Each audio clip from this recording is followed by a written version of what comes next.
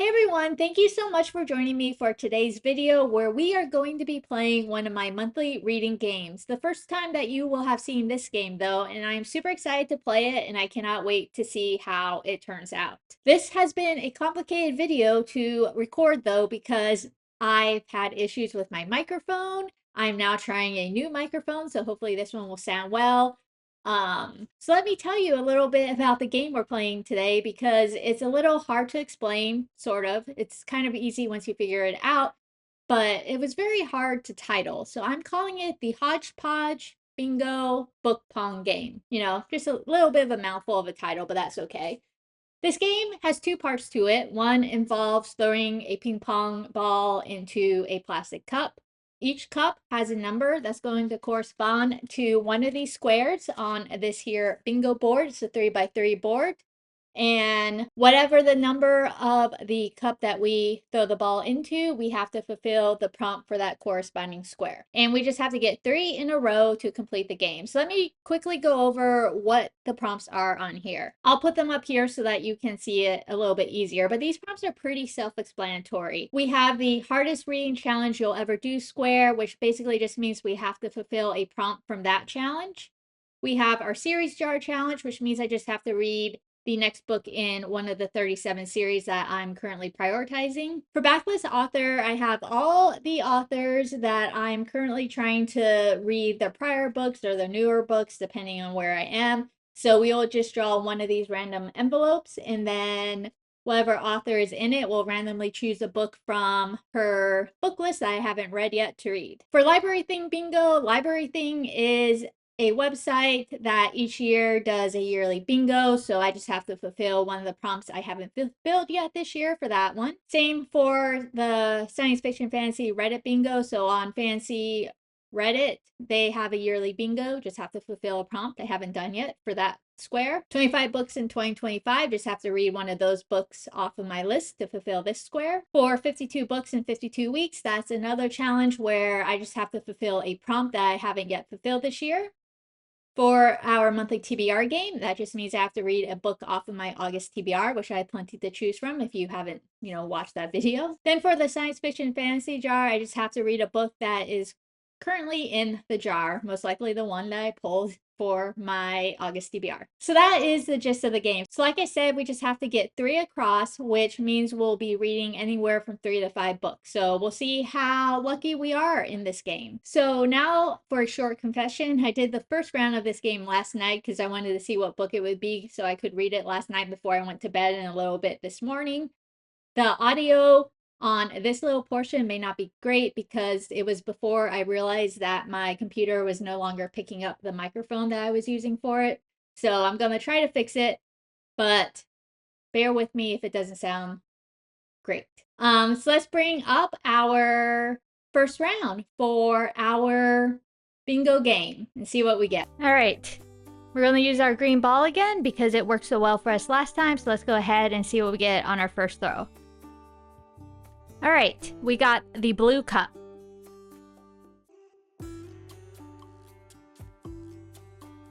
And you can see the ball right here, and we have the yellow envelope. So that is what we'll be starting out the game with. Let's go back to the fireplace and see what bingo square this corresponds to. All right, we have done our first throw. We got into a cup, and the cup that we landed on had the yellow envelope. So this envelope will correspond to one of these 9 squares here. So let's go ahead and open it and see how we're starting this game out. All right, here we go. All right, I'm going to dim these lights so that we can see the number. There we go. All right, so number 5. All right, so 1, 2, 3, 4, 5. So this is number 5.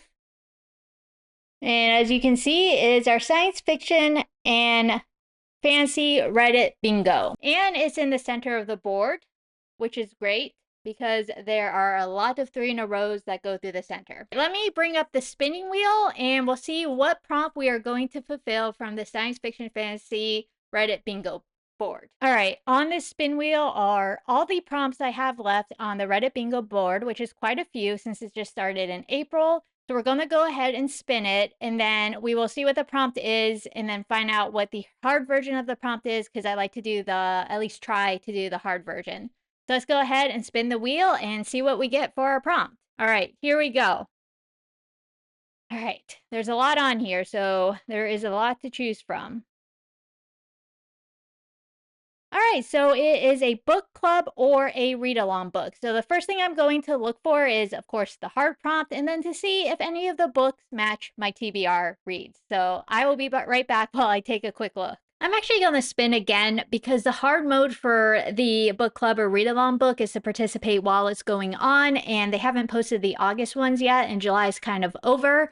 So we're just going to spin again and do a different prompt so that I can get the hard mode completed.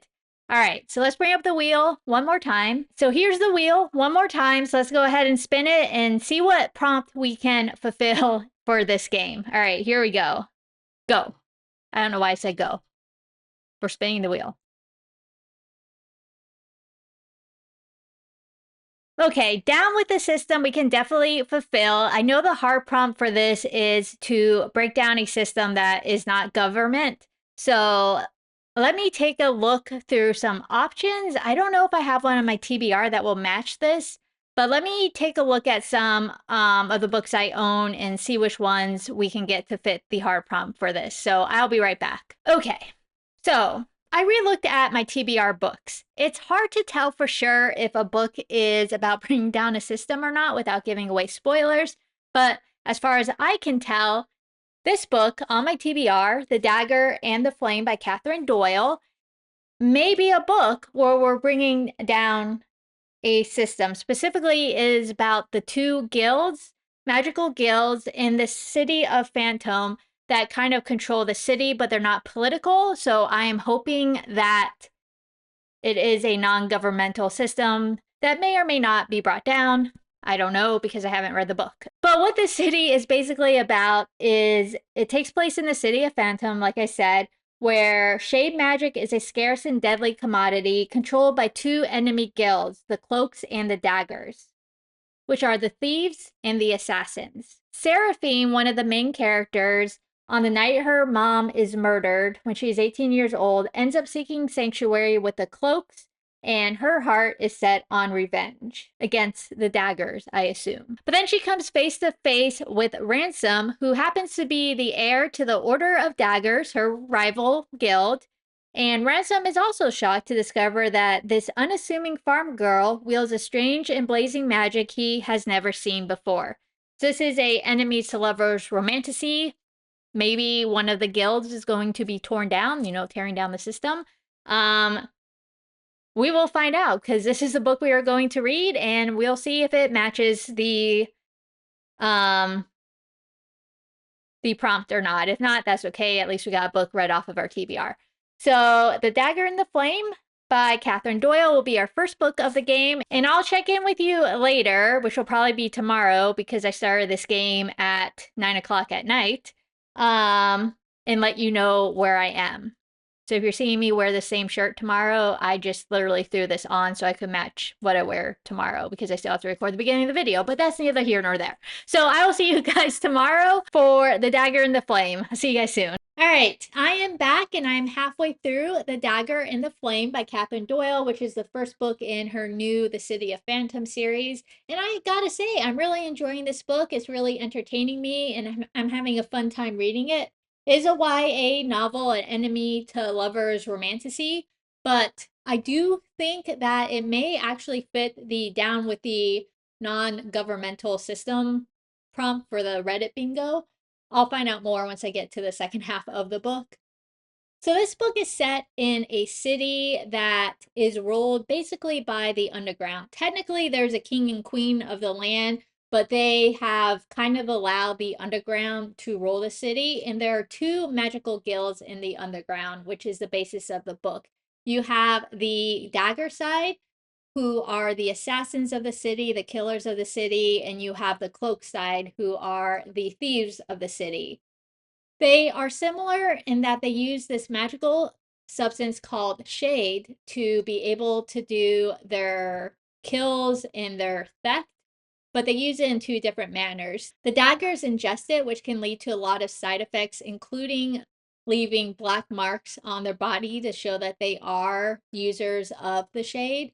And the cloaks actually have a artificer who kind of uses it to design their clothes, their cloaks, that allow them to hide in the shades when they're doing their thefts. So obviously the book has to follow a member of the cloak and the member of the dagger because they're enemy guilds, so therefore those two members will be enemies. The member of the cloak is actually Seraphine, who in the beginning of the book is not actually part of the cloak. She's actually the daughter of a shade smuggler who then does whatever she has to do to package it in vials and makes it ready to be used. One day, Seraphine was out in the fields with her little dog, and she comes back to find not only her house on fire, but her mother dead. And her mother appears to have been killed by one of the daggers. Her mother did warn Seraphine that if anything ever happened to her, she had to go to the cloaks for refuge. So Seraphine does just that, seek sanctuary. The cloaks accept her, and thus she is now a member of the cloaks. Now, Ransom is on the dagger side, and he's been a dagger since he was a young child. Something happened in his family. The head of the daggers found him, gave him shade to ingest, and ever since then, he has been a member of the daggers, for better or for worse, because it seems like he's not really he's having second thoughts about his role in this underground world. And of course, the way the two meet is that Ransom has been given the task by the head of the daggers to kill Seraphine. He doesn't know why. This is not usually his typical mark, a young girl who has done basically nothing. But as a dagger, he has to do what the head of the dagger says. And then Seraphine's only thoughts right now are on revenge for whoever killed her mother. And after she meets Ransom for the first time, she believes that was him who killed her mother because he looked like the person that was standing over her body when she found her mother dead. So that is kind of the enemies to lovers romantasy part. Along with this, there are these monsters that are terrorizing the town at night, and no one seems to know where they came from. And the daggers and the cloaks are both kind of on a mission to figure out where these monsters came from and how can they get rid of them because they are killing people, including members of their own guilds. So there's a lot going on in this book. I will say I like how the author dealt with the two main characters. Both of them have kind of regrets on what they are being forced to do as members of these guilds. Seraphine doesn't like to steal. She stole once when she was a little girl, stole like some food from a farmer that she lived near. And as soon as she'd done it, she felt really bad. And now that she actually has to do this for a living, she's kind of having second thoughts on if she's going to be able to do this to stay a member of the Cloaks. But if she's not a member of the Cloaks and gets kicked out, then her life is going to be in danger. And Ransom is having second thoughts because as the magical marks are growing on his body, he knows it's only a matter of time that he's going to end up dead. And now that he's been given this task to kill Seraphine, he's not sure if that's something he wants to do. So both Ransom and Seraphine have two kind of close friends in their respective guilds that I've really enjoyed reading when they're together. I like the interactions between their friends and how they're kind of supporting each other, as well as sometimes just trying to create some lightheartedness when things are tense. I also like in this book that in the beginning of the book, we have a little bit of a list of players that tells us who everyone is, because I always have trouble keeping track of people by name. So this was definitely helpful when I first started reading until I could figure out who was who. I love books that do that because it makes my life so much easier. The one thing I would say is that the interactions between Ransom and Seraphine, while overall I have enjoyed, there was this one interaction where Ransom kind of changed his thoughts on Seraphine pretty quickly. I can kind of see where he's coming from for that, but it does seem like a little bit of a overreaction because he doesn't seem like the type of guy who would be humiliated by what Seraphine had done. I can see a little bit of humiliation, but not to the point that he kind of went to in the book. That's really the only critique I have. Like I said, overall, I have really been enjoying this. I've been having a lot of fun with it. I like the magical system because it does feel really unique. I don't recall reading a book with this type of magic before, and I feel like the author, as far as the shades parts go, has kind of fleshed it out well and explained both the upsides and the downsides to the magic. The one thing I would say, I'm only halfway through though, so this could change, is that they keep talking about the Saints of Voltaire, which is the kind of magical land they're living in.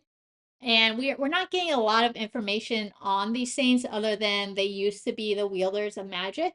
And that's really all we know. So I'm hoping we get a little bit more information on that because I think that would be a interesting part to the world building in this book as well. So yeah, I think that's all I have to say for now. I'm going to go ahead and finish the book. Like I said, I'm a little bit less than halfway through, so hopefully I can finish it by the end of the night and then go ahead and do our next throw so that we can continue on with completing this bingo board. So I will see you guys a little bit later today and let you know my final thoughts on the Dagger and the Flame. All right, I am back and it's the next day, and I have completed The Dagger and the Flame by Catherine Doyle. I didn't realize how long this book was actually going to be. It turned out to be like 500 pages long. It doesn't look that long when you actually kind of look at it, but that's how long it was. So definitely took me a little bit longer than I thought it would to read it. So overall, I enjoyed it. I was entertained by the story and the plot and all the twists and turns that occurred. It is a YA novel, so I kind of look at it from that viewpoint. For most of the time when I read YA, I'm just looking for something that entertains me and not looking, too deep into the plot and things like that. So let's start with the romantasy portion of the plot. It is a enemies to lovers romance, but I would say it's a very soft enemies to lovers romance. There's not a lot of enemy portion to the story, and that was a little bit disappointing to me. I wish there was a stronger reason for them to be enemies than what was laid out in the plot. And then when we move on to the lovers portion, there was a very big leap from going from enemies to maybe not enemies, and then all of a sudden, you know, the spice scene was there with no real build up to that point. So that part was a little bit disappointing, the enemies part of the story. There is a reason that they should dislike each other, but I felt that it was kind of glossed over and a little bit more could have been done to make them feel a little bit more like enemies than just people who should dislike each other because they're in opposite guilds. I did enjoy the plot of the story. I felt like it moved along pretty well.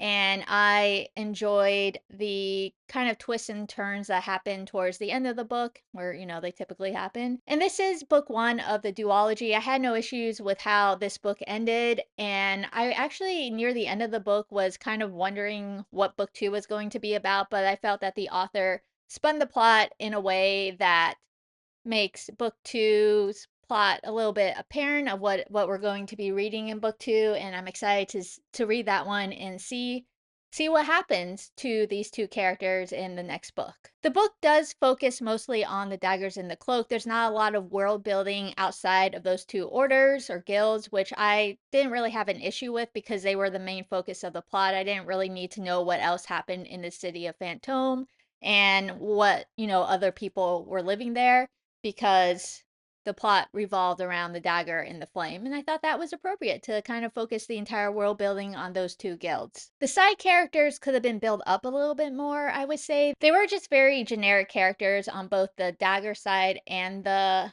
cloak side, and I felt they could have been a little bit more built up and not just kind of going with the characteristics of typical side characters in these types of books. I did enjoy the two main characters in the story, and I enjoyed reading the plot from both of their viewpoints. One thing that this author did that I definitely enjoyed was that when a major scene happened, she would tell it from one character's viewpoint, and then in the next chapter we would see it from the other character's viewpoint. So it's kind of nice to see the major events told from both of our main characters' viewpoints to kind of see what they were thinking and during these major things that were happening. So yeah, overall an entertaining book that I definitely enjoyed reading. It was just a fun book to read and kept my interest throughout the story, which, is really what I asked for in a YA romantasy novel. So that is the Dagger and the Flame, the first book in the City of Phantom series. I think the second book comes out maybe in December of this year, so I'm definitely going to read that one so I can see how this duology concludes. But that is our first book on this game, and also the first book I read off my August TBR, so yay for me. So here is our current bingo board. We have completed the middle square and checked off the Down with the Systems prompt for the science fiction fantasy Reddit bingo. Oops. So now let's move over to our book pong table so that we can see what prompt we are going to have to fulfill next. Any of these will work. We're going to get 2 in a row no matter which prompt we get, so it doesn't really matter. So let's see what we're going to get so we can see what our second book for this game is. All right, here we are. We are down to 8 cups. So let's go ahead, use our favorite green ball and see what cup we are going to land on for our second throw of the game. Our green ball has failed us. We're moving on to yellow. All right, yellow ball. We can do this. Oh, almost. All right, orange. Here we go again. We are failing this. All right, we finally did it. We got a green cup.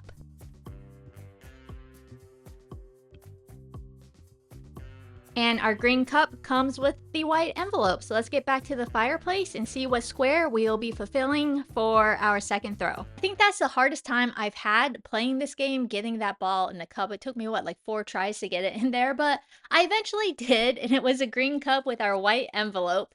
So let's go ahead and see what square we need to fulfill next on our bingo board. All right, here we go. Our square we will be fulfilling is square 2. Well, that's easy. It's the one right in the middle here.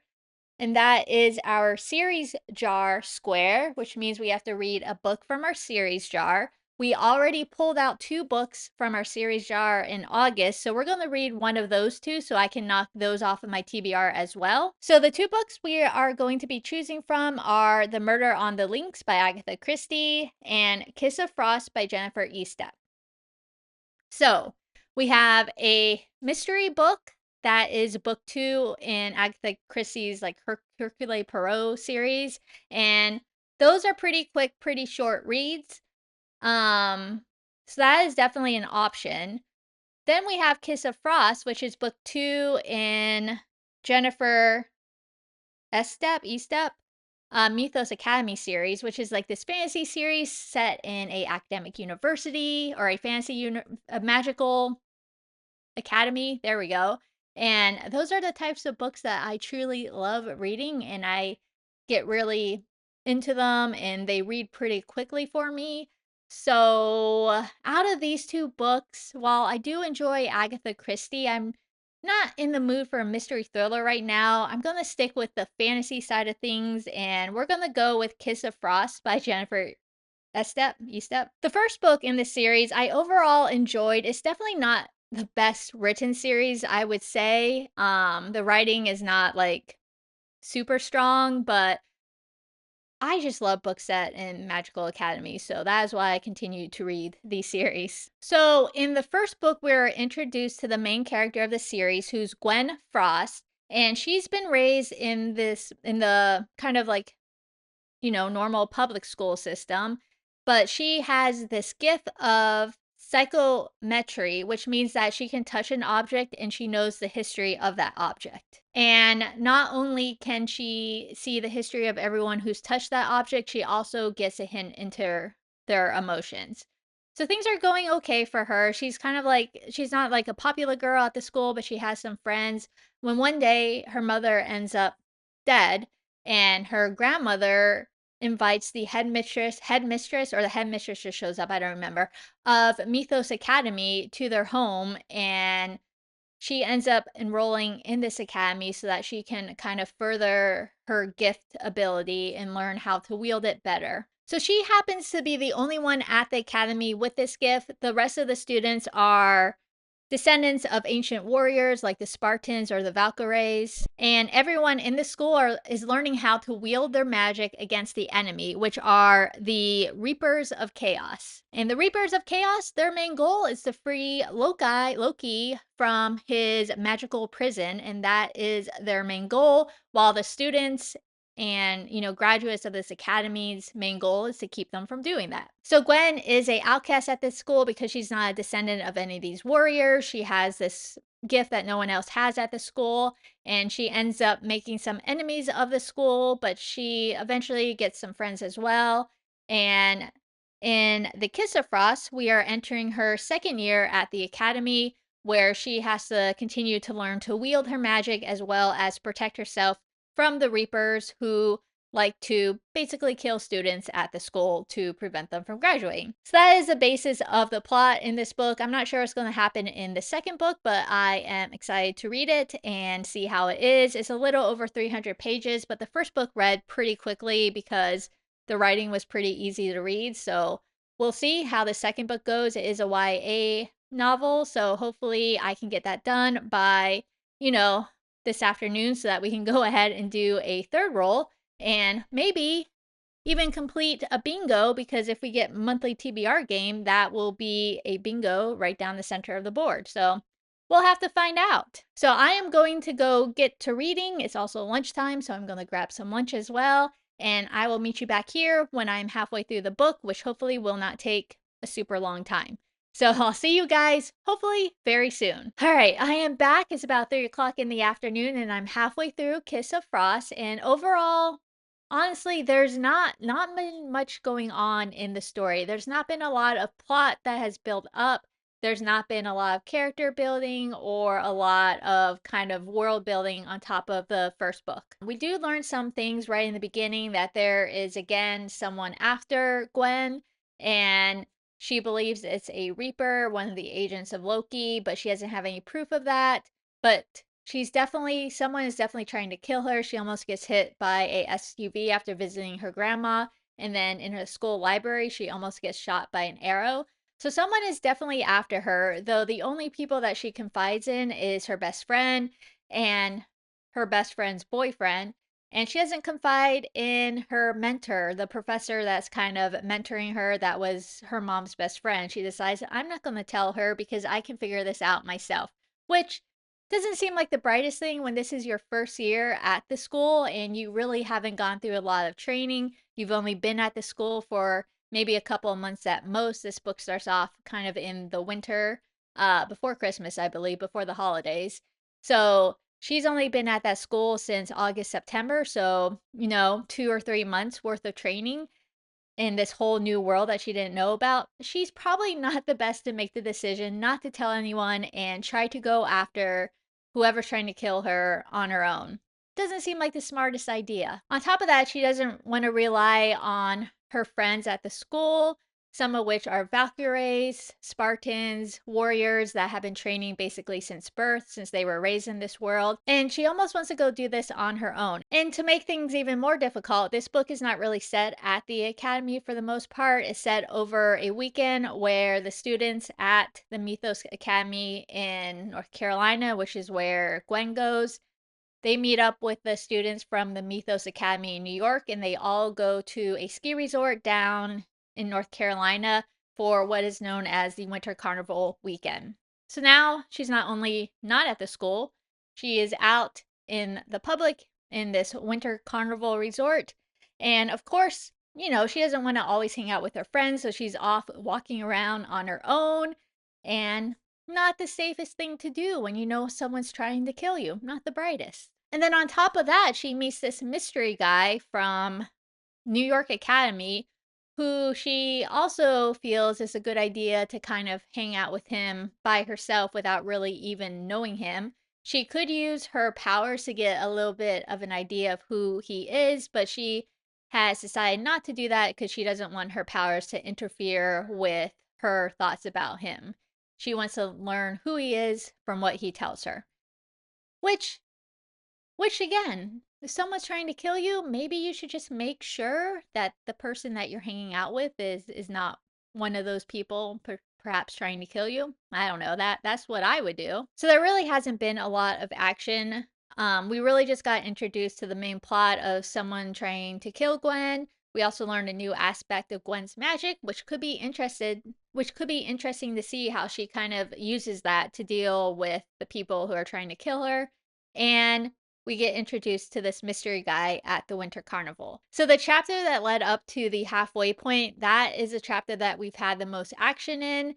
And I'm hoping that now that we're kind of in the midst of the plot, that we'll start getting a little bit more action, a little bit of the plot kind of moving forward, and kind of see who is out to get Gwen and what she's going to do about it. So that's kind of where I am. I knew going into this that the story was not going to be as strong, I would say, as The Dagger and the Flame, and I really just ended up reading the series because of the Magical University, because those are the types of books I love. This is definitely not at the top of my list, but I do enjoy the way the author kind of uses a magical university academy, as well as incorporating the different mythological pantheons throughout the world into the story. So that's really what I enjoy reading, and I'm interested to see. I think this series is like 5 or 6, maybe 7 books long. So I'm also interested to see how the series kind of grows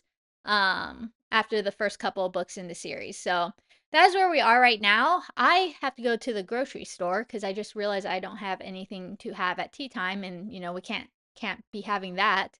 So I'm going to run to the grocery store and then get back to reading.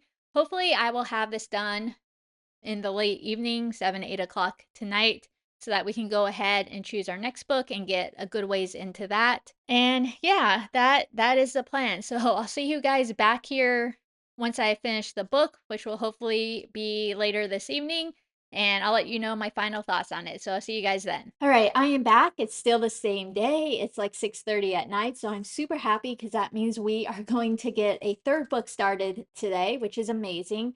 But I am back to talk about that I have finished Kiss the Frost by Jennifer Estep, which is that second book in the Mythos Academy series. And the second half was so much better than the first half. There's a lot more things going on, a lot more action, a lot more plot moving forward versus just feeling like I was reading, what happens in the daily life of Gwen at Mythos Academy. So the second half of the book, we got some new revelations, which honestly weren't that surprising to me. I kind of figured out what was happening in the first half of the book, but they definitely moved the plot forward and set up the rest of the series with those revelations. The thing I like most about these books is the main character, Gwen. It's told in her viewpoint, and I really enjoy reading this story from her viewpoint as she kind of embarks on this new world of gods, Greeks, pantheon, reapers, and she has a kind of like sarcastic sense of personality. So it's really fun kind of reading all this stuff that keeps happening to her from her viewpoint. That is definitely an entertaining portion of it, and kind of what keeps me reading the series. There wasn't really too much more of a revelation around the magical system in the second half of the story. There's definitely more that we could learn about. It's kind of a complicated magical system because we're not really dealing with just one pantheon of gods and their, warriors. We are dealing with basically all the pantheon of gods. We have Celts, we have Norse, we have Greek and Roman gods, and that makes it kind of a very complicated system. And I hope that the author in the future books will kind of go a little bit more into that. Right now, we're just really focused on the Valkyries, the Spartans, the Vikings, the Amazons that make up the main population of the school, and kind of what their powers and abilities are. So I hope that future stories kind of delve into some of the other Pantheon descendants and what their abilities are. The story definitely did a good job setting the plot up for the third book. We know what our goal in the third book is going to be by the end of the story. There's not any like crazy cliffhangers or anything like that. This story concluded well, and it also set up the plot for the third book really well. So overall, definitely enjoyed the second half of the book a lot more. I felt like there was a lot more going on that kept my interest, kept me engaged. And I'm interested to see how the author kind of continues to grow throughout the series as far as her writing goes. The series has a total of 6 books, so I'm definitely going to continue reading on because I do like the universe, I do like the atmosphere. I just hope that as we continue on that we get a little bit more character building, a little bit more building around the magical system. And yeah, we'll kind of see what happens in the future when I continue on with the series. So that's Kiss of Frost by Jennifer Estep. Now we need to bring up our bingo board again, and we are going to see what square we'll be fulfilling in this third round. So here's our bingo board. The only way we can get a bingo on this one is if we get the 8th spot on the board, which is reading a book from our monthly TBR game. Anything else means we will be moving on and reading a 4th book after that. So we have a 1 out of 7 chance, so not great, but you never know. So let's head over to our table where our book pong is set up and see what cup we will throw the ball in. Hopefully I do a lot better of a job this time than last time. Hopefully I can get it, in the first 3 tries. That would be reasonable. So let's go over there and find out, see how this goes. All right, I'm pretty sure I've been cutting my head off in these videos. I can't tell, but that's okay. The focus is on the cups. So we're going to use the orange ball again because that was successful for us last time. So let's go ahead and see what we get. We have 7 cups that we could potentially land in. Here we go. Throw number 1. All right. This one much better than last time. Let's see what color envelope we'll be opening.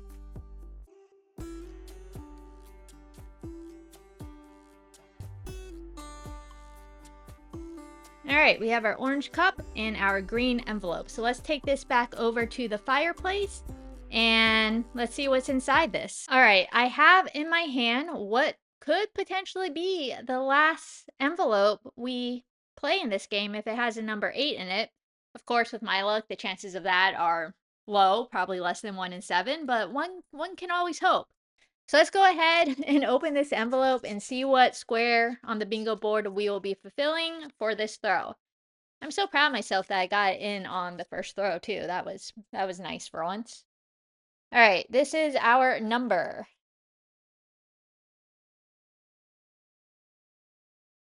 So that is not an 8. That is a 1. Which means we'll be reading 4 books at least in this game. 1 for me is actually this one right here. So that is a square we'll be going for. So the nice part here is that we'll have a potential bingo here, here, and here next time. So hopefully that's like a 50% chance of getting bingo on our next throw. We'll see. But what's important right now is the square we have to fulfill, and that is the hardest hardest reading challenge you'll ever do square.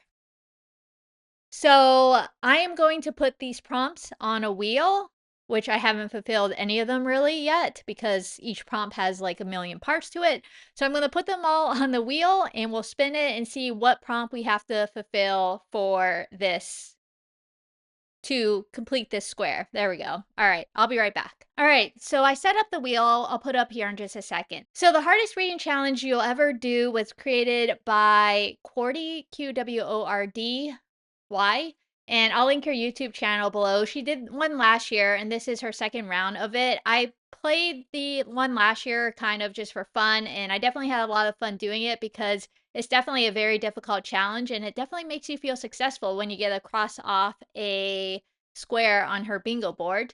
And because I had so much fun playing it last year, I decided why not do it again this year.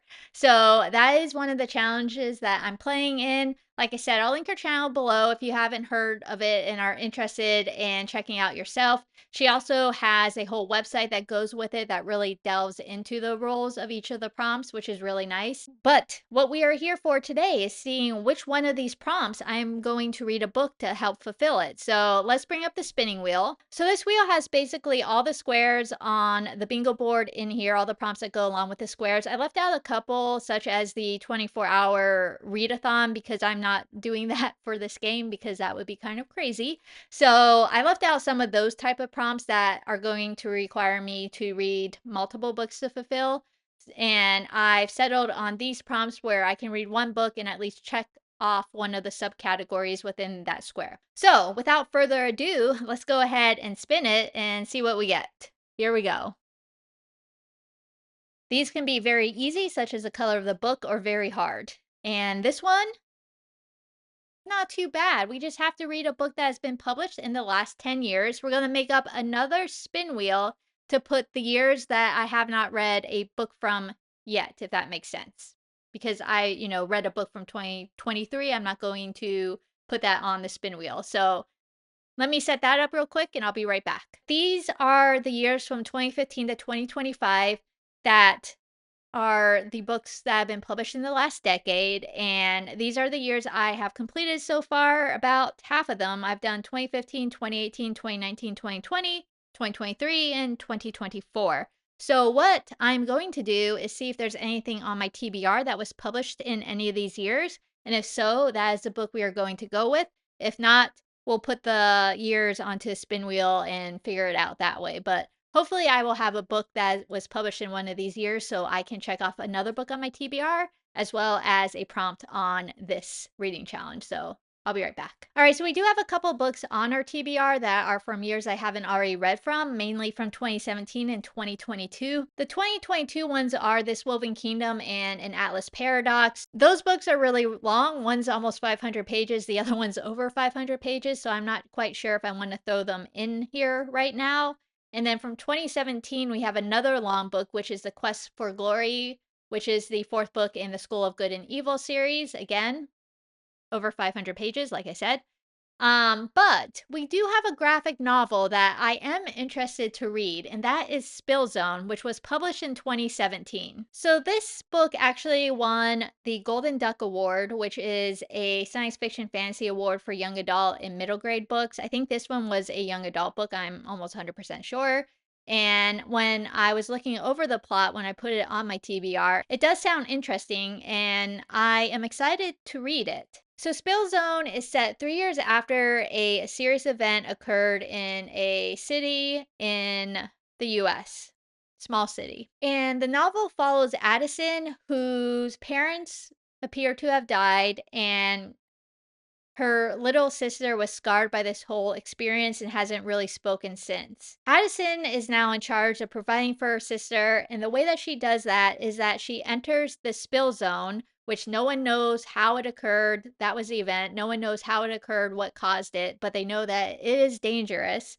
But she goes into the spill zone to photograph the twisted attractions that are occurring inside this illicit area. And art collectors pay her top dollar for these pictures. So one day, a eccentric collector contacts Addison, gives her $1 million offer, which she accepts, but which is also going to cause her to have to go even deeper into the spill zone than she has ever dared. And that is kind of the gist of the story. So I'm excited to learn a little bit more about this spill zone, see what is going on, what caused it. It sounds like a interesting plot, so hopefully it will be a great graphic novel. But I'm going to get started on that, and hopefully this one shouldn't take me too long to read, and I will come back and let you know how it is, either the halfway marker at the end. We'll kind of see how it reads, and I will let you know. So I'll see you guys shortly. I'm excited to check this one off of my TBR as well. We are doing really great from that standpoint, and I'll see you guys back here soon. All right, I am back. It did not take me very long to read this graphic novel, which is great because we're going to get to another book tonight, which I'm super excited about. So the graphic novel that I finished, as we all know, was Spill Zone by Scott Westerfeld and illustrated by Alex Puvillin. And this book was great. I loved reading this book and looking at all the pictures, and I had a really fun time with this one. I have not read a lot of graphic novels before. This is my third ever graphic novel, and the first two were based on the author's life, so they weren't really in the true fiction realm, I guess you could say. This book is definitely fiction. It's a kind of horror dystopian novel, and I got really engaged and interested in the plot as I was reading through it. And I was so sad when it ended because now I'm going to have to pick up the second book to figure out what happened after that ending. So like I said before, this book centers around Addison 3 years after this major spill happened in her city that is causing a lot of weird things to happen within the city. And she happened to be out of town when that occurred. but her sister and her parents were both inside the city when it happened. Her sister was able to escape on a school bus with a bunch of other kids, but her parents worked at the hospital and they never came home. So Addison, of course, has to assume that they are dead. So Addison has been left to take care of her little sister, who's 11 years old. And to do that, she kind of risks her life to go into this spill zone to take pictures for art collectors on the outside world. And she's been kind of making money doing this, even though going into the spill zone is technically illegal because of all the dangers that lurk there. One day, Addison meets a collector one on one, and the collector gives her a job that is worth $1 million. But the only problem with it is that it's going to require her to break several of her rules that she uses to keep safe in the spill zone. The two major ones being having to get off of her motorcycle and having to go in a building. Those are two rules that she refuses to break, but for this $1 million, she's going to have to. And for the safety of her sister and to provide for her sister, she ends up accepting the deal, the $1 million, to do what the collector has asked. There's also a creepy little doll in here. You can kind of see it on the cover right here, who is her younger sister's doll, but goes into the zone to get recharged and can kind of speak to the sister, it seems. And not quite sure what's going on with the doll, but it's definitely kind of a little bit creepy. The stuff inside the zone is also very creepy. The illustrator did an excellent job of getting that creepiness, that horror across in his pictures. So overall, I had a fun time reading this graphic novel. I'm glad I finally read a fantasy horror graphic novel, and it definitely ends on a cliffhanger, which is definitely going to make me want to pick up the rest of the series. I don't know how many books are in the series, but there's at least another one because I need to find out what caused the spill and what is going on at the end of the book, because there's a lot of open questions when you get to the end of this one. And I was surprised that I hit the end when I did because of so many questions that I had. But that was a excellent choice for the third round in this game. But we got to move on. We got to do our fourth round, see what book we're going to be reading. It's almost 9 o'clock at night here, so I would love to get that started before I go to bed. Here's our bingo board so we can see what we need. If we get a backlist author, a monthly TBR game square, or the science fiction fantasy jar square, we will have a bingo. So that's 3 out of 6 options. That gives us a 50% chance. So here's hoping for the best. Let's get back over to the book pong table and see what cup we are going to choose this time around. I'll see you guys over there. All right, what could be the last throw of the game if we're lucky? If not, this will be our fourth round. There are 6 cups over there, so hopefully I can get it in there on the first try. Here we go. Nope. Attempt number 2, yellow ball. All right, first cup, not too bad. All right, so we have the orange envelope. So let's take that back over to the fireplace, see what number we get. All right. That wasn't too bad. We got it in on the second shot. Not too bad at all. We got our orange envelope here. I am really hoping this is our monthly TBR game square. I would love to get another book off of that. All right, here is the moment of truth.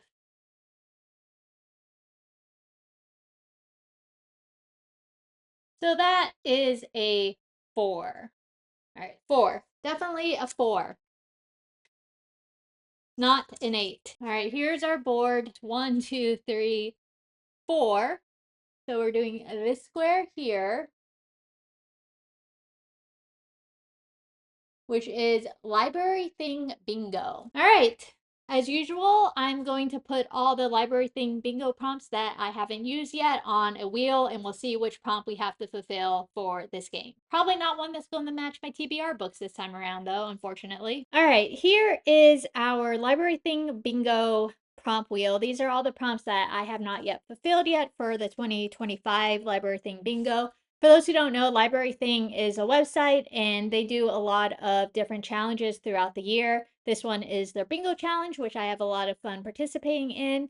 So let's go ahead, spin the wheel, and see what prompt we are going to get. The only one we probably won't do if we land on it is totally random, because you have to choose just like a random book out of all the books that you own. And I don't really feel like going down and counting my physical books and my Kindle books at the moment. So that one we'll probably skip over. Any others we will go ahead and complete. So here we go.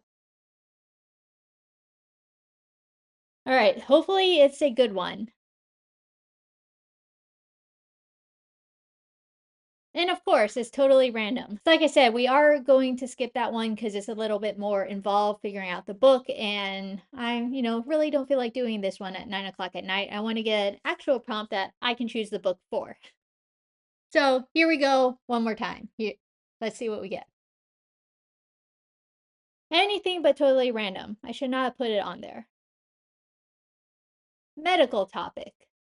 Yay. All right, so nothing on my TBR fits the medical topic prompt. Let me take a look through the books I have on my Kindle and see if I can find one of interest there. So that was as difficult as I thought it would be to find a book that fits this prompt because I don't really buy a lot of books that focus on medical topics. But I was able to find one, and that is Little and Lion by Brandy Colbert.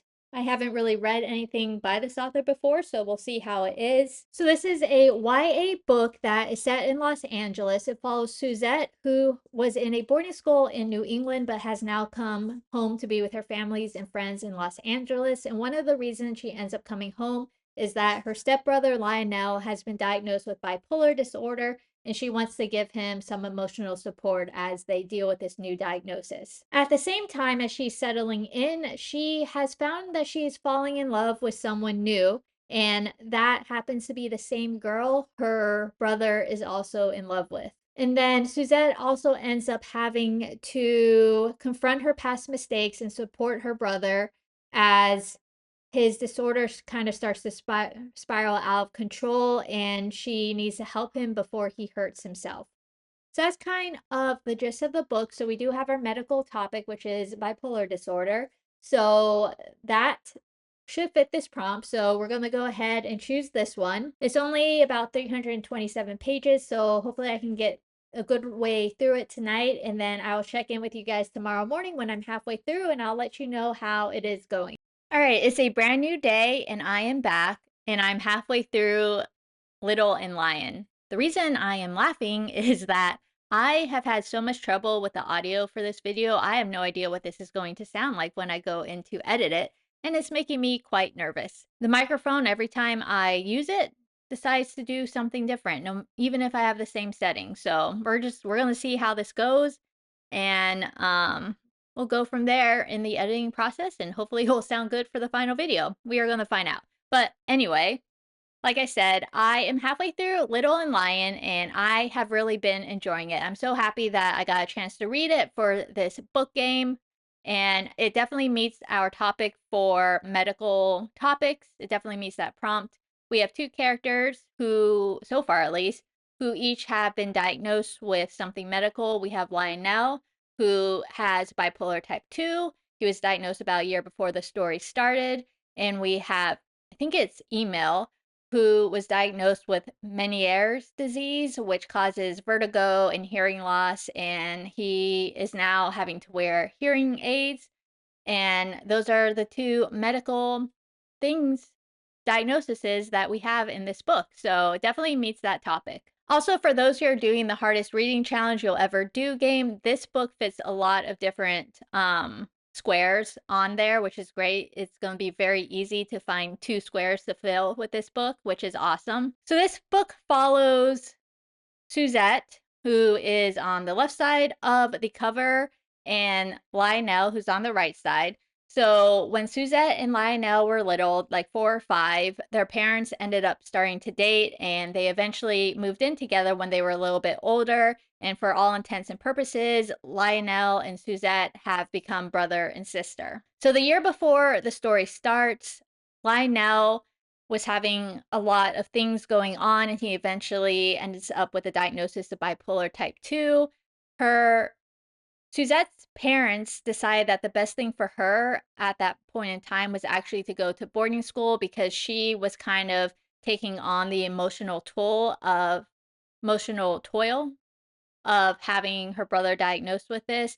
And her parents felt that she kind of needed to live her own life, and that she needed to not feel responsible for making sure Lionel was always safe. So they ended up sending her to a boarding school across the country. There, she ends up kind of dating her roommate secretly, but near the end of the school year, they get found out, and the students there are not very nice about it.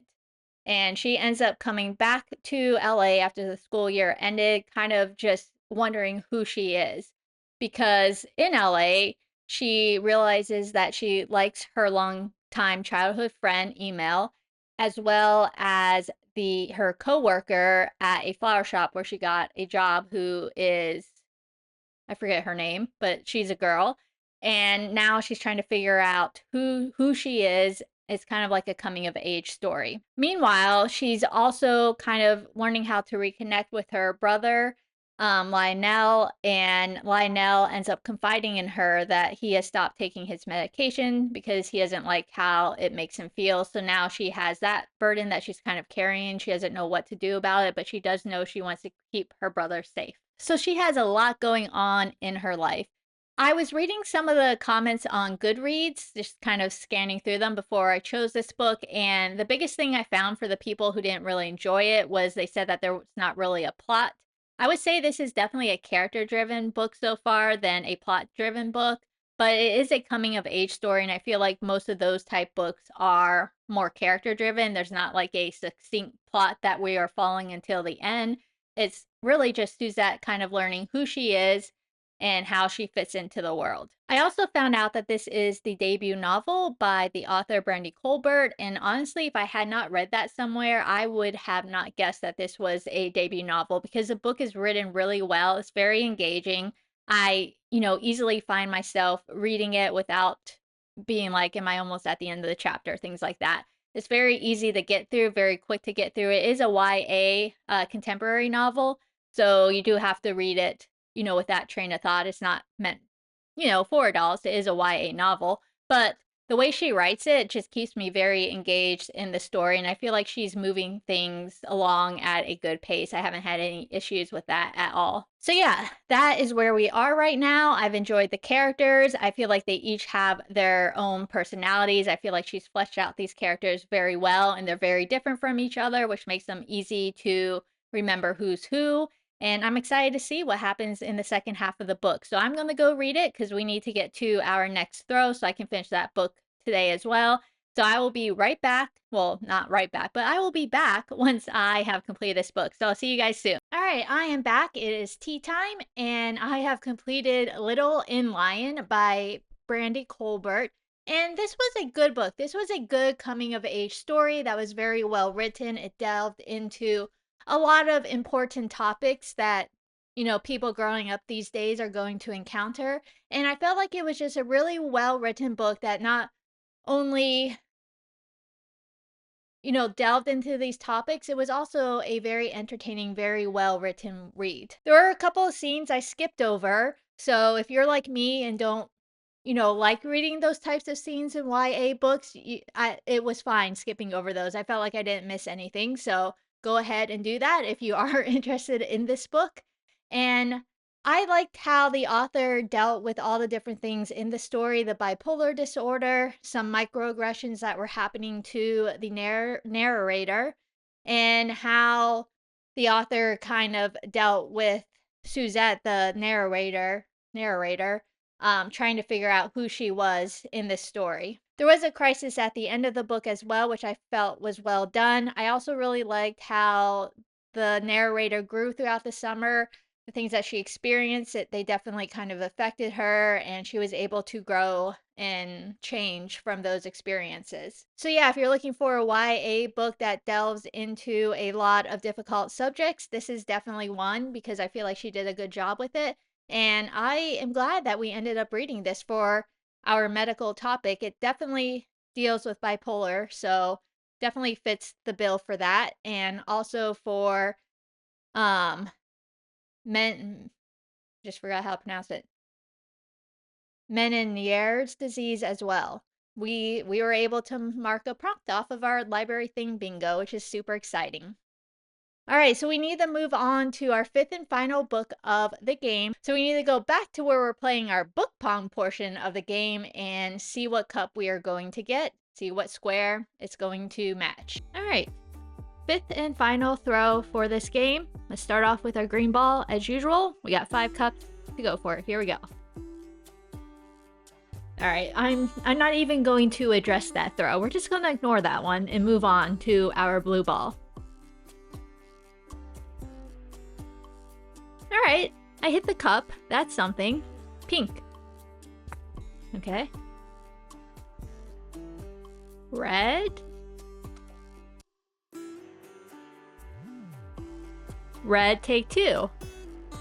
Oh my goodness. Yellow. We may be here for a while. Okay, cups are rearranged. Here we go again. Green. All right, that worked.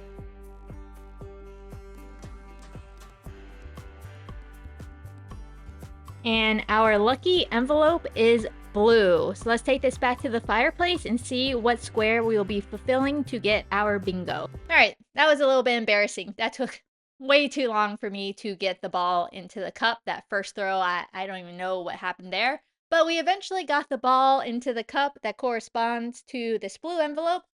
So let's go ahead and open the last envelope for this game and see what number we get. All right, here we go. All right, that is a 3. And that means we will be doing the backlist author. So this is a little nerve-wracking because this is the one square I really have no control over. So it looks like we won't be reading another book off the TBR, but that's okay because we got 3 done, which means we have read what we need to for this week for our TBR. So here is our cup that has our envelopes of all the different backlist authors I'm trying to get through. So we'll go ahead and pick one of these and see what author we'll be reading from. All right, there are 32 envelopes in here, so let's do a random number generator for 1 to 32. Hey Siri. Choose a random number between 0 and 33. The answer is 2. All right, envelope number 2. Now we just have to find it in this mug. Oh, I found 5. Oh, 2. Here is 2. I'll show you just a sec. 2. All right, here we go. Let's see what we get. Oops. Whoops. Here's a sheet of paper that I dropped. All right, and our author is going to be Naomi Novik. What are the chances of that, considering I have one of her books on my TBR? This may work out. Let's bring up the spinning wheel with the books I need to read from her. All right, here is the wheel. There's only 5 options on here, and that's because I've already read the Skull and Mint series by her, and then her other series, the one I can't pronounce, the dragon one, has like 7 or 8 books in it. So obviously I'm only going to put the first book on this wheel because I'm not going to read number 7. And other than that, she has 4 other standalones that I haven't read. So here we go. Let's see what our last book for this game is. All right. I'm hoping it's His Majesty's Dragon. Oh, we were so close. So close.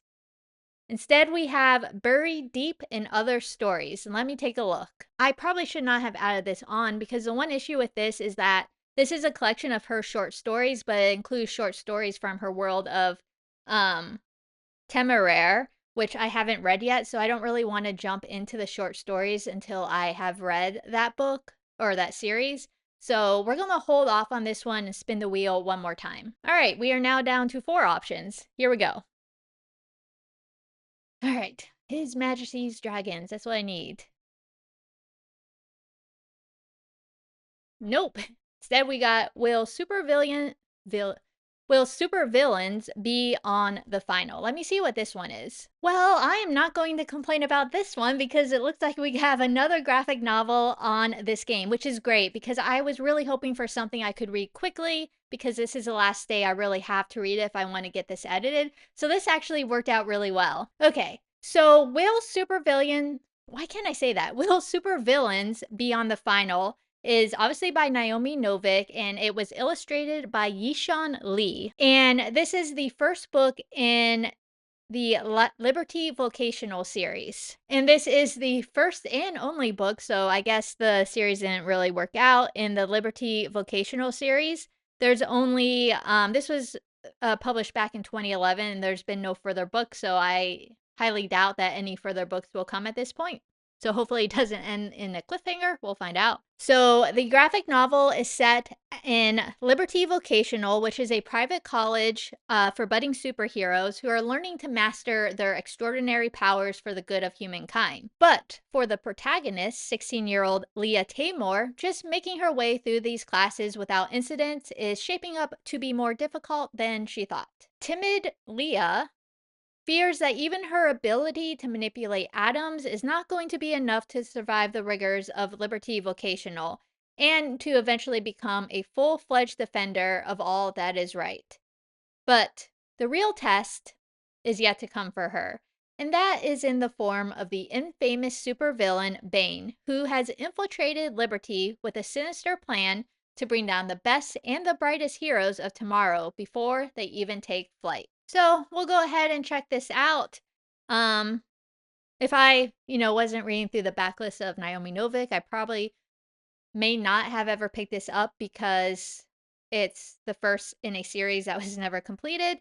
But I do want to get through all her books, and I'm curious to see how she does as a author of a graphic slash manga novel. So that is what we're going to do. So I will be back with you probably when I finish it because it's not super long and it's a manga graphic novel and it's only 192 pages. So this will probably take me, maybe an hour to read. So I will be back when we are done. The good news is when we are done, we can put our little card over this and we will have our bingo. This shaped up to be a very interesting list of books I read here.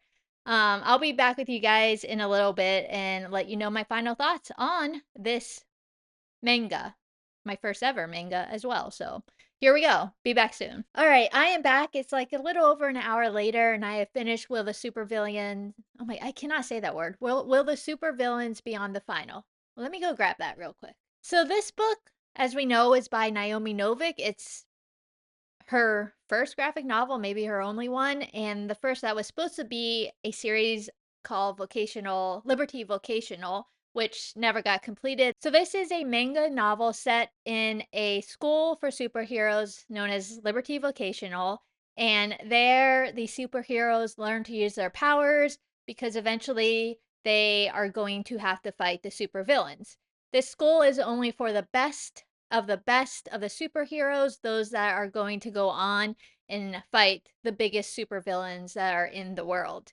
And Leah ends up getting invited to the school early on because of her superpower, which is atom manipulation. Because she has such a strong power, they felt that it would be beneficial for her to come to the school as what they are calling her a prodigy to learn how to wield and use her powers. But things just don't go well in the beginning for Leah at this school. One thing after another goes wrong. She finds herself almost on probation, close to being expelled through things that aren't entirely her fault.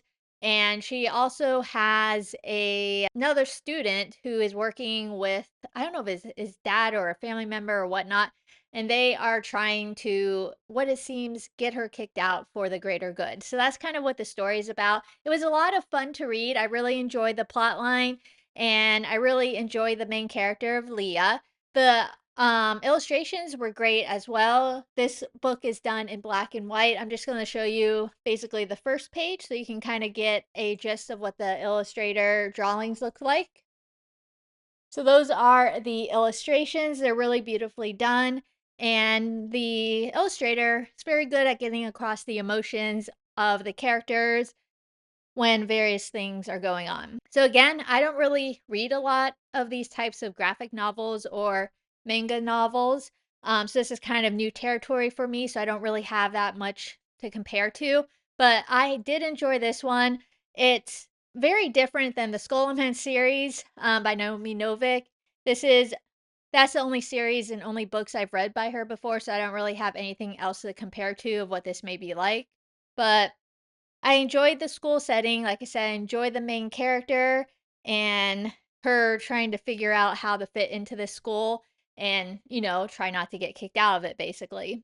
So I did enjoy the story. I do wish that the series had continued on so I could see what happened. It didn't really end in a huge cliffhanger, so it wasn't like I don't mind having read this first one. I would have been a little bit disappointed if it ended on a big cliffhanger, but it did not. You kind of know where the author was going to go with the next book in the series, but it wasn't a big enough of a cliffhanger that it's going to keep me up at night, trying to figure out what is going to happen next. So I am glad that we knocked this off of my Naomi Novik backlist and that we also used it to complete our bingo board. So you can see here, our bingo board is now complete. 3 across the top. The ones that we did to make our bingo board was the hardest reading challenge you'll ever do, where we read, I believe, which one was this? I don't even remember what we got for this. Oh, we read Spill Zone, the other graphic novel for it. Then we did our series TBR jar where we read Kiss of Frost. And then lastly, of course, our author backlist where we read the graphic novel by Naomi Novik. So, yay for us, we did it. This was such a fun game to play. I felt like we just had a good variety of books. And the fact that I got to experience 2 graphic novels, which I haven't really done outside of autobiography graphic novels, was a lot of fun and definitely something I want to continue to read in the future. I think my favorite book out of all these was probably Dagger and Flame. I just really enjoyed that one, or The Dagger and the Flame by Catherine Doyle. I just really enjoyed that one. I'm definitely looking forward to reading the next book when it comes out. So that is it. We have completed our hodgepodge bingo book pong game. And I hope you enjoyed watching it as much as I enjoyed playing it. I had a lot of fun and I can't wait to bring this back sometime in the future. I think the next 2 videos coming out after this one will be I don't know what order yet, but it's going to be my fall new releases where I choose 8 books that are going to go in my new release jar for my monthly TBR game, and I'm super excited about these books. There are so many good books to choose from that are coming out in this fall. I had a really difficult time narrowing it down to 8. And then the other video will be my electronic book scavenger hunt. So this will be played the same way that we play our bookshelf scavenger hunt, only we're just going to be using electronic books. So we'll see how that goes. I'm kind of interested to see how easy this is going to be because I can't just pick up a book and flip through it. So that will more to come to that, or more to come with that. I am having trouble with words right now. Anyway, thank you again for joining me. I definitely really appreciate it. If you have any thoughts on the books that I read, please leave a comment below. If you want to just let me know that you were here, why don't we do like a snowflake for Kiss of Frost book? If you enjoyed this video, please hit that like button. And if you want to see future videos by me, please hit that subscribe button. Thank you again for joining me for this video. I really do appreciate it. And I will see you in my next video. Take care. Bye.